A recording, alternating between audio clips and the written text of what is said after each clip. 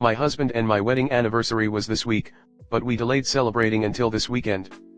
We do traditional gifts for anniversaries and this year is flowers/fruit. He is not great with gifts and asked for ideas last month and I sent him a link to an ETSE shop that makes birth flower jewelry and told him I'd like something with our son's birth flower. I also let him know he could just get me flowers or anything else and that would be fine as well. For his gift I picked up chocolate-covered strawberries, wine, because grapes, and went to a fancy cheese shop to get some fruit-infused cheeses, meat, etc. to make a really nice charcuterie spread for tonight. I'm going to create a picnic in our living room, and I think it's going to be really cute. I also got him a card and wrote a heartfelt message. Just for reference. I assumed that he had figured my gift out before our anniversary, so imagine my surprise when I opened a prime box and found a jewelry box. I didn't open it but it was labeled birth flower necklace so it was obvious. Honestly I'm a little disappointed but I'm not sure if I'm being unfair and could use some perspective. If he ordered the gift via Prime that means that he didn't order it until after the actual day of our anniversary had passed. The box was labeled with my birth flower, not my son's. Which is not what I wanted. The box/labeling looks very cheap, and looking on Amazon I think he ordered a low quality piece, think Chinese Amazon front, $20.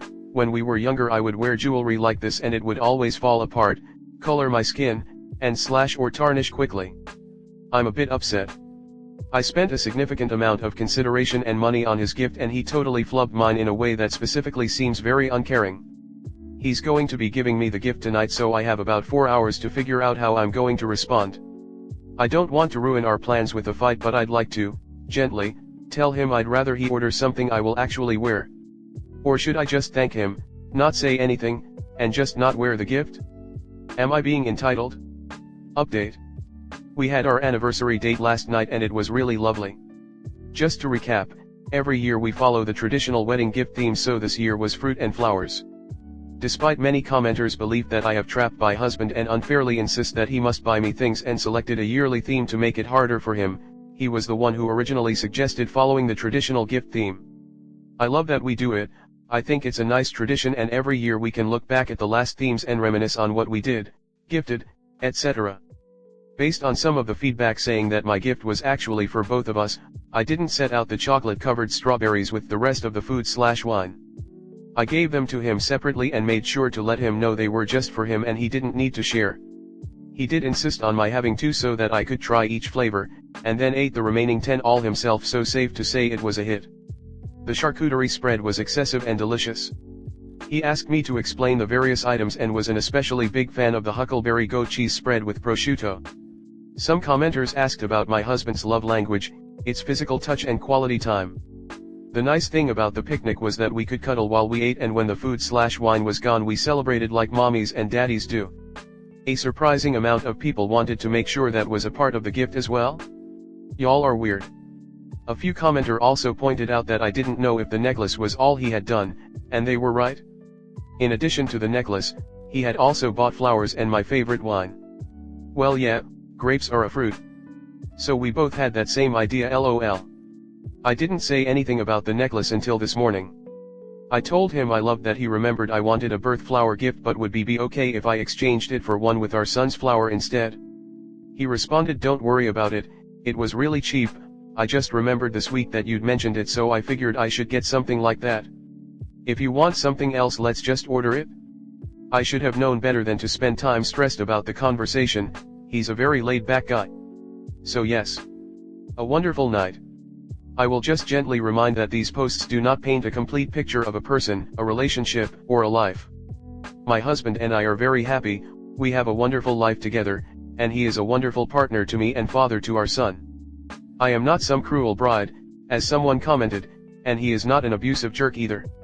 Last night we've decided that we're ready to start planning for baby number 2, so I'm excited to continue building our lives together. Comment. I bought my husband a handmade tray from ETSE for our anniversary. It came the next day from Amazon. I was genuinely confused, contacted the seller and said they use Amazon often to ship their product. I looked up the same product on Amazon and it was cheaper and they refunded me. I have no idea, but the last few times I've been there, it's been empty, And when I asked a worker about it, they said that some idiot on the internet released a life hack video about making thousands of dollars reselling Costco bakery goods on Etsy. Now everyone comes in buying everything they can first thing in the morning. This one blank journal made 100K in sales in the last year. Take 5 minutes to set this up and you'll be making 12K per month passive income just like I do. Like and follow for more passive income hacks. No, people on Etsy are selling Amazon items. Say you find an amazing cutting board on Etsy for $150. You assume it's handmade and buy it. The listing may even say handmade. You buy it for $150. The Etsy seller then goes on Amazon, buys the dame board for $18.95 and ships it to you. They just made $131 with no effort. Always reverse image search something you plan on buying from websites like this. As someone who made a bit of money, not loads, through Etsy, and that stopped now, that makes sense. It's also harder to go viral on Twitter, which used to be a way to sell. I could post something funny, then tell people I had a shop and it'd sell a few from there. Engagement is way down and feels like it's deliberately throttled. Facebook has been asked for selling stuff for years. I've reused Amazon boxes to ship my Etsy sales before, but I try to give my customer a heads up and then the labels are obviously different. This was just a slime ball using Etsy's fast and loose policies to profit off of people's attempts to buy handmade. It sounds like it was, but the seller was listing it on Etsy, then going and ordering the products through Amazon and pocketing the difference while not actually doing anything except submitting an Amazon order. This is repulsive. I'm so tired of the junk on Etsy. You used to be able to get decent stuff on there. Now if I'm looking through there for something specific, I have to scroll through pages and pages on elf people all selling the same junk that they bought cheaply in bulk until I find what appears to be a decent store run by an actual small business person. Dropshipping used to be a genuine business for some people before all the internet e-commerce gurus got into the game selling courses telling people how they can make a fortune dropshipping. The reality is that so many people are now doing it that it has become a joke and a right rip-off. A bit like how Airbnb used to be a great alternative to hotels, but now it has just become people wanting to have a side hustle. Next story 2.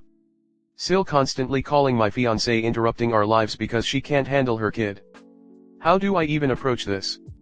Incidentals, my fiancé and I are in our 30s, together 6-ish years, engaged 2 of them. Sil just turned 29, her husband is also 29, married 3 years and they have a 19-month-old daughter. My Sil cannot handle being home alone with her child.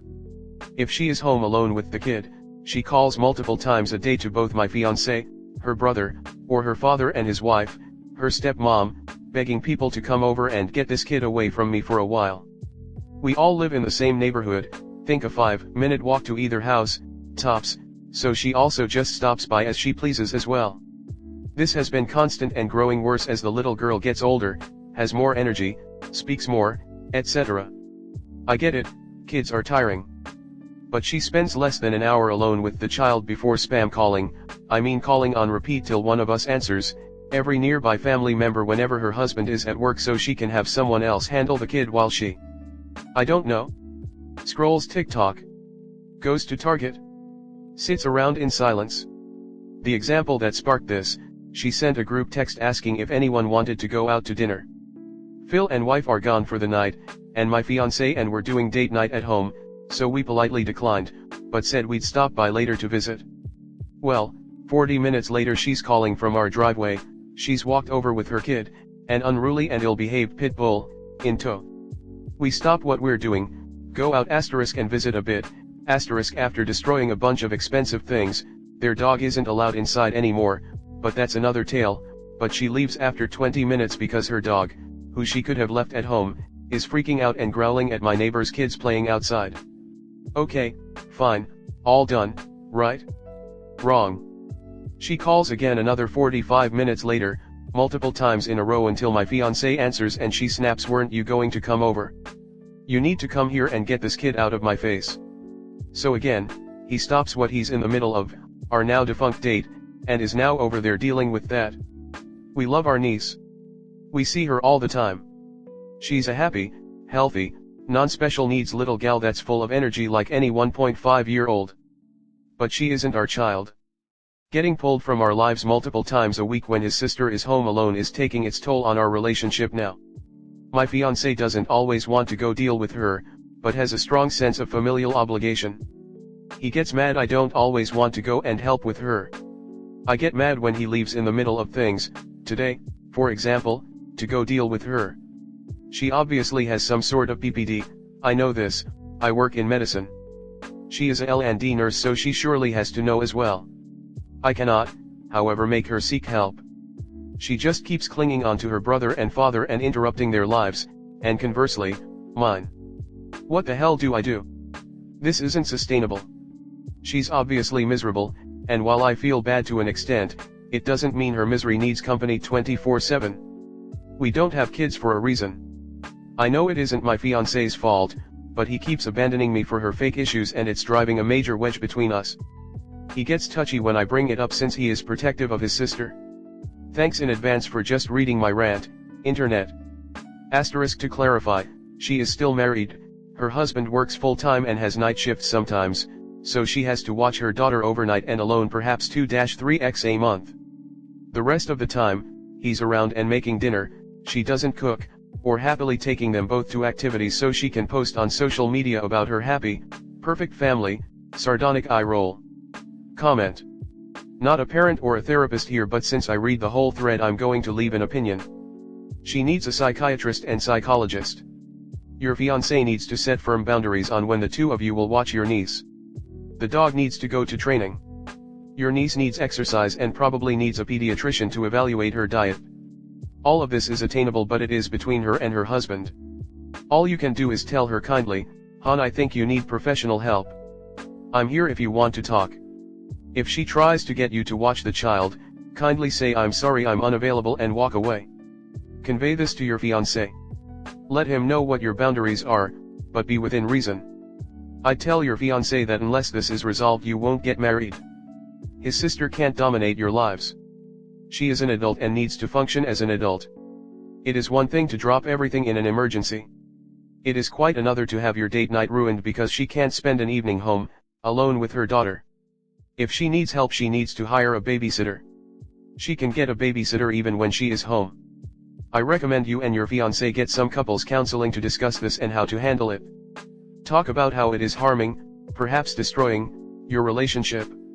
The two of you need to turn off your phones, perhaps put them in another room, while having a date night. If she shows up outside, you ignore her. You can't continue to cater to her. If she shows up and interrupts what you and your fiancé are doing, you can refuse to go out to talk to her. Make him pick. Tell him she is harming your relationship. Perhaps call a friend and leave to go out with the friend. You need to show that your life won't be wrapped around his sister. He needs to know that you are beyond tired of this and you are done with it. He can make his own choices, but so can you. Are you prepared to spend your life doing this? There is no guarantee that things will improve just because the daughter gets older. His sister may need constant help taking your niece to activities. The good thing, is that you are self-aware. Your SIL does have a problem, and hopefully you and your fiancé can set some ground rules/boundaries. It would be great if you can both sit down with her/her husband and explain how you feel and the impact it has on you, both individually and as a couple, when you get spam calls or she shows up unannounced. Mostly, try and be curious and ask questions to understand, but her having a child and not able to regulate her emotions is not your issue. Fiancé also needs to do some reflection to understand why he would choose to go see her vs date night. What is going on for him? Assuming child is not in danger, of course. Some counseling may be in order for the two of you so that he may understand your perspective. Take care. You can't fix this.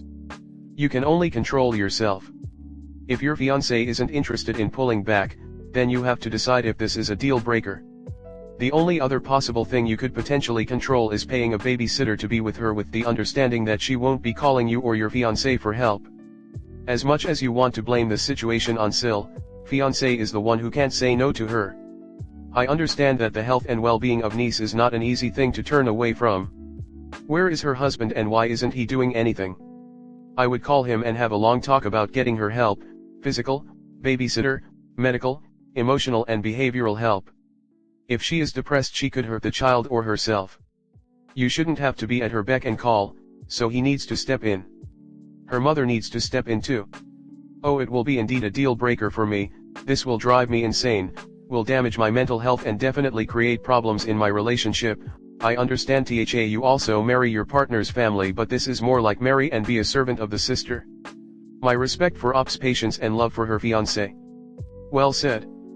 I might only add that I would try to think about what an acceptable level of involvement might look like. You don't think highly of Sil, which is okay, but try not to think in terms of what she should need or deserves. Instead, think of it as a question of what kind of involvement with her are you able to tolerate. Weekly scheduled babysitting? Monthly? 3 last-minute bailout calls per year? 2. Cutting her off and going no contact?